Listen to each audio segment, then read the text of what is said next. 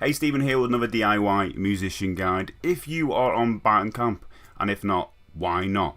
You may or may not be aware that there is an official Bandcamp for Artists app, which I think is really quite brilliant. So in this video, I'm going to give you 5 reasons why you should be using it. I've been covering quite a lot of these artist apps recently, but what really sets this one apart from the rest is that you can manage your presence through the app. You can also manage the merchandise, so if you've got CDs, vinyl, stuff like that, you can do all that through the app, which is fantastic, all as well as view your analytics.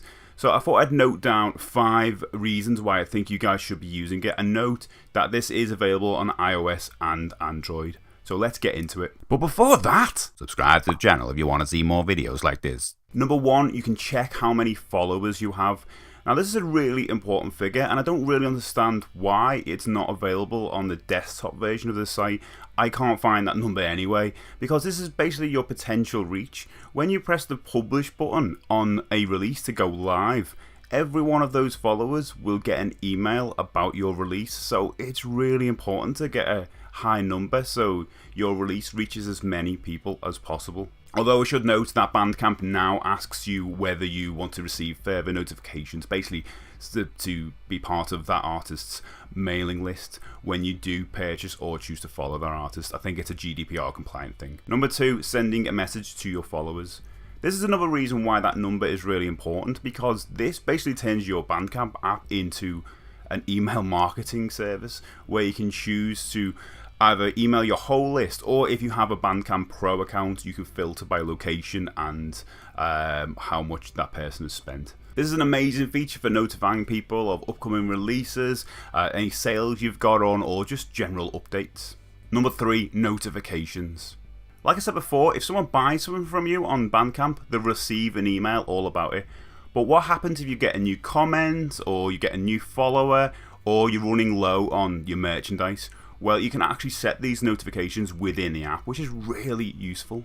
Number 4, play stats are filtered by release. On the desktop version of the site, you can only filter your stats by tracks, which is nuts when you have, say, imagine if you had 10 releases, each with like 10 tracks part of it. It's just an overwhelming, massive list. The app groups stats by release, which you can open and collapse. This is way more efficient because you also get a top level kind of snapshot of how that particular release is doing, as well as the tracks.